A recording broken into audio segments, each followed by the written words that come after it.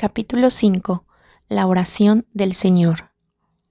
El Sermón de la Montaña bosqueja, como hemos visto, un retrato completo del modo correcto de ser hombre. Pretende mostrarnos en qué consiste ser hombre. Sus instituciones fundamentales se podrían resumir en la afirmación de que solo se puede entender al hombre desde Dios, y solo cuando el hombre vive en relación con Dios es recta su vida. Pero Dios no es un desconocido, alguien lejano. Dios nos muestra su rostro en Jesús. En sus obras y en su voluntad aprendemos a conocer los pensamientos de Dios y la voluntad de Dios. Si es ser hombre significa esencialmente estar en relación con Dios, está claro que de esa condición forma parte el hablar con Dios y el escuchar a Dios. Por eso también forma parte del Sermón de la Montaña una doctrina de la oración. El Señor nos dice cómo hemos de orar. En Mateo, la oración del Señor va precedida de una breve catequesis sobre la oración, que sobre todo pretende prevenirnos contra las formas erróneas de rezar. La oración no puede ser una exhibición ante los hombres. Exige la discreción que es esencial en una relación de amor. Dios se dirige a cada cual por su propio nombre, que solo Él conoce, como nos dice la Escritura en Apocalipsis capítulo 2, versículo 17. El amor de Dios a cada individuo es completamente personal y porta consigo este misterio de lo que es único y no puede ser expuesto ante los hombres. Esta discreción esencial de la oración no excluye la oración comunitaria. El propio Padre Nuestro es una oración, nosotros, y solo el compartir este nosotros de los hijos de Dios podemos rebasar el límite de este mundo y elevarnos a Dios. Pero este nosotros despierta lo más íntimo de mi persona. En la oración deben compenetrarse siempre esta dimensión completamente personal y la dimensión comunitaria, como veremos con más detalle al exponer el Padre Nuestro. Al igual que en la relación del varón y la mujer, existe lo completamente personal, que necesita del espacio de protección de la discreción. Pero la relación entre ambos, en el matrimonio y en la familia, incluye al mismo tiempo, por su esencia, una responsabilidad pública. Otro tanto ocurre en la relación con Dios. El nosotros de la comunidad que ora y lo personalísimo de lo que solo se puede comunicar a Dios se compenetran. La otra forma errónea de rezar, contra la que el Señor nos previene en el parloteo, la verbosilidad en la que el espíritu se asfixia, todos conocemos el peligro de pronunciar fórmulas acostumbradas mientras el espíritu está en un lugar muy distinto. Cuando más atentos estamos es cuando, movidos por la íntima necesidad, pedimos algo a Dios o cuando con el corazón alegre le damos las gracias por un bien recibido. Pero lo más importante, más allá de tales situaciones momentáneas, es que la relación con Dios esté presente en el fondo de nuestra alma. Para que esto ocurra, esta relación ha de ser reavivada una y otra vez, y las cosas cotidianas han de ser referidas una y otra vez a esa relación. Rezaremos tanto mejor cuando más presente esté la orientación a Dios en lo profundo de nuestra alma. Cuanto más se convierta esa orientación en un fundamento y soporte de toda nuestra existencia, tanto más seremos hombres de paz, tanto más podremos soportar el dolor, tanto más podremos entender a los otros y abrirnos a ellos. Esta orientación que troquela toda nuestra conciencia, la presencia callada de Dios en el fondo de nuestro pensar, sentir y ser, es lo que llamamos la oración permanente. También es, después de todo, lo que entendemos por amor a Dios, que a la vez la condición más íntima y la fuerza motriz del amor al prójimo. Esta oración propiamente dicha, el callado e íntimo estar con Dios, necesita alimento, y para ello sirve la oración, concreta con palabras, imágenes o pensamientos. Cuanto más esté Dios ahí en nosotros, tanto más podremos estar a su lado realmente con la oración vocal. Pero también es cierto, a la inversa, que la oración activa hace realidad y profundiza nuestro estar con Dios. Esta oración puede y debe brotar sobre todo de nuestro corazón, de nuestras necesidades, esperanzas, alegrías, padecimientos, de la vergüenza por los pecados, así como del agradecimiento por lo bueno. Y ha de ser, por tanto, una oración enteramente personal. Pero siempre necesitamos el apoyo de las oraciones vocales en las que se ha encontrado expresión, el encuentro con Dios de toda la iglesia y de cada hombre. Pues sin estas ayudas para el rezo, nuestra propia oración y nuestra imagen de Dios se vuelven subjetivas y terminan reflejándonos más a nosotros que al Dios vivo.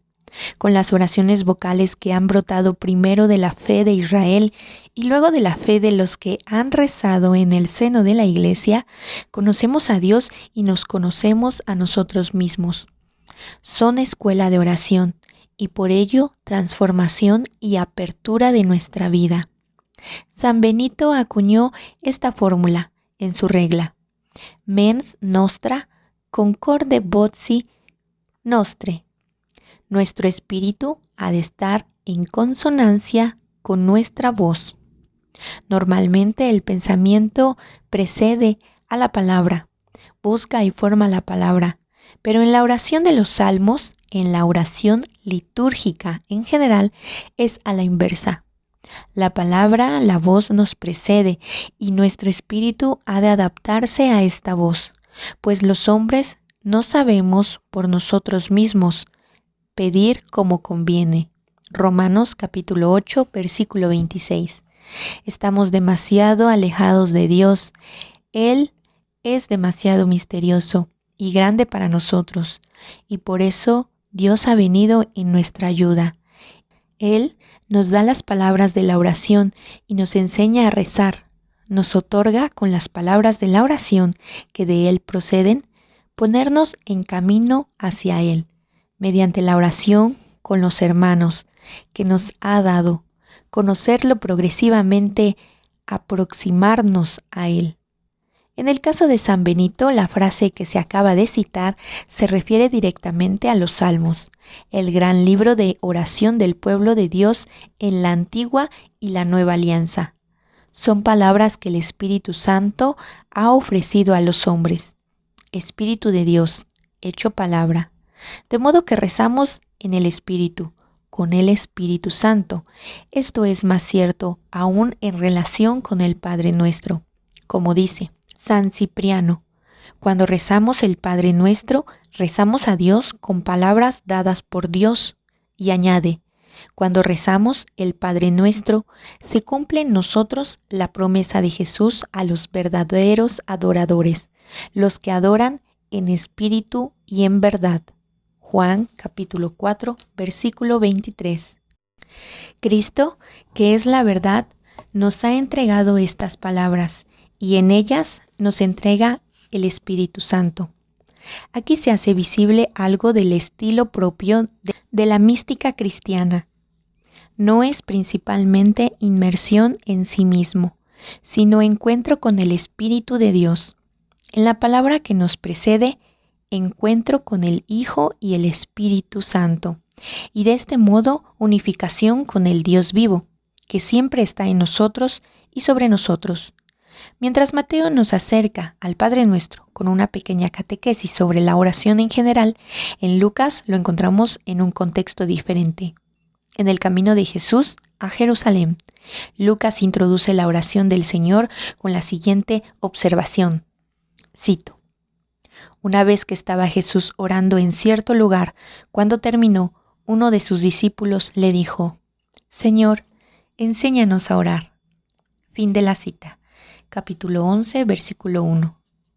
El contexto es, por tanto, el encuentro con Jesús, orante, que despierta en los discípulos el deseo de aprender de Él a rezar. Esto es muy característico de Lucas, que ha concedido un lugar muy especial en su Evangelio a la oración de Jesús. La actuación de Jesús brota en conjunto de su oración y es sostenida por ella. Por eso, algunos acontecimientos esenciales de su itinerario, en los que se revela progresivamente su misterio, aparecen como acontecimientos ligados a la oración. La confesión de Pedro sobre Jesús como el Santo de Dios se da en el contexto del encuentro con Jesús orante. Lucas capítulo 9, versículo 19 y siguientes. La transfiguración de Jesús es también un acontecimiento ligado a la oración. Capítulo 9, versículo 28 y siguientes. De modo que es significativo el que Lucas coloque el Padre Nuestro en el contexto de la oración del propio Jesús. Con ello, nos hace participar en su propia oración, nos introduce en el diálogo interior del amor trino y lleva, por así decir, nuestras necesidades humanas al corazón de Dios. Pero esto significa también que las palabras del Padre Nuestro son señales en el camino hacia la oración interior. Representan orientaciones fundamentales de nuestro ser. Pretenden conformarnos a imagen del Hijo. La importancia del Padre Nuestro va más allá de la comunicación de unas palabras con las que orar. El Padre Nuestro pretende formar nuestro ser, ejercitarnos en los sentimientos de Jesús. Comparar con Filipenses capítulo 2, versículo 5. La interpretación del Padre Nuestro, esto supone dos cosas. En primer lugar, es muy importante escuchar con la mayor atención posible la palabra de Jesús, tal como nos la transmite la Escritura. Debemos intentar en la medida de lo posible conocer realmente los pensamientos de Jesús que Él quiso transmitirnos con esas palabras, pero también debemos tener presente que el Padre Nuestro brota de su propia oración, del diálogo del Hijo con el Padre. Esto significa que el Padre Nuestro alcanza una gran profundidad más allá de las palabras. Abarca la humanidad de todos los tiempos, en toda su extensión, y por consiguiente no puede escrutarse con una interpretación puramente histórica, por importante que sea ésta.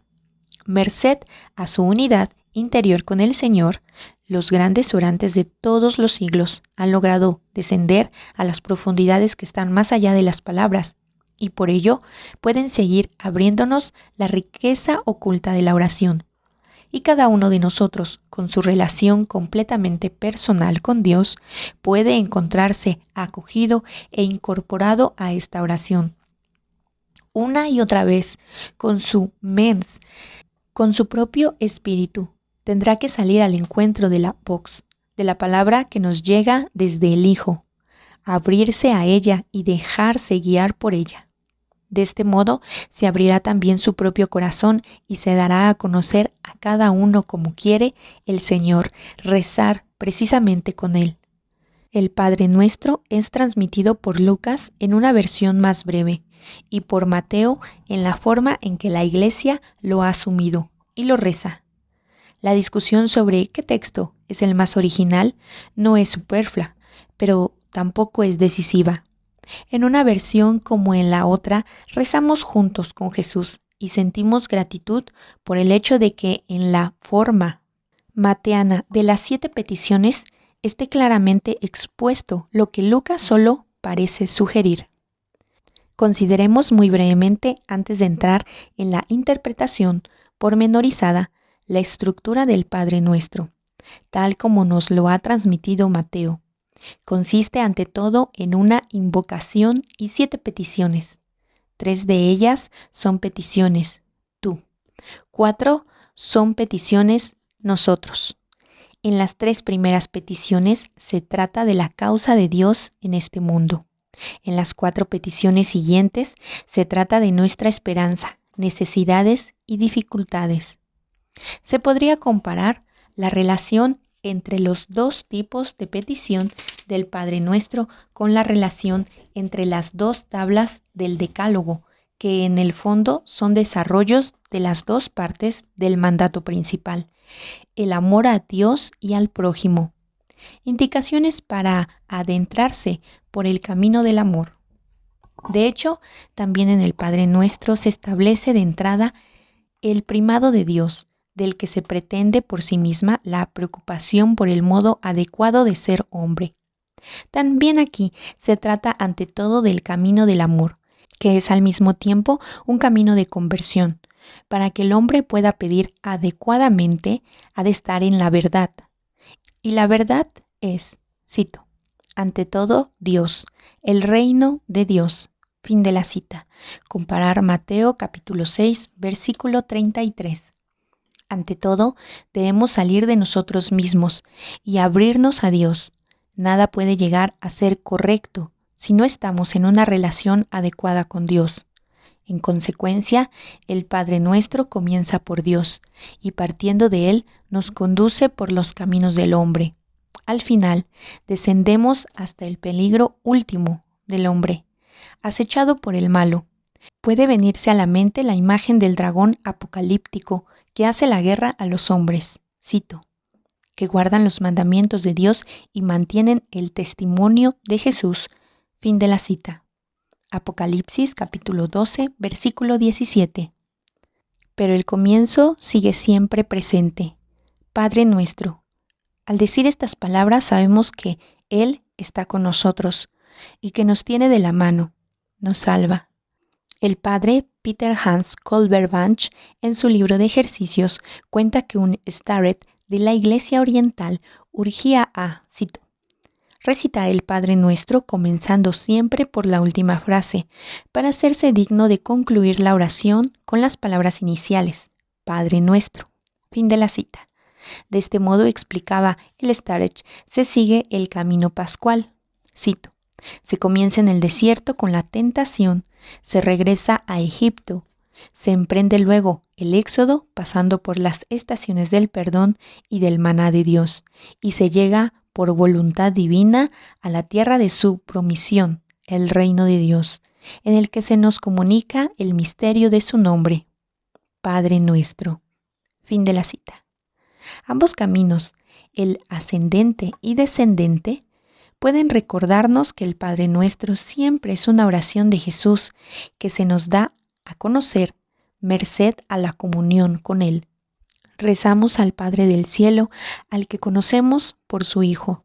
De este modo, Jesús siempre está en el trasfondo de las peticiones, como veremos al interpretarlas una a una. Por último, al ser el Padre Nuestro una oración de Jesús, es una oración trinitaria. Rezamos con Cristo, por el Espíritu Santo, al Padre.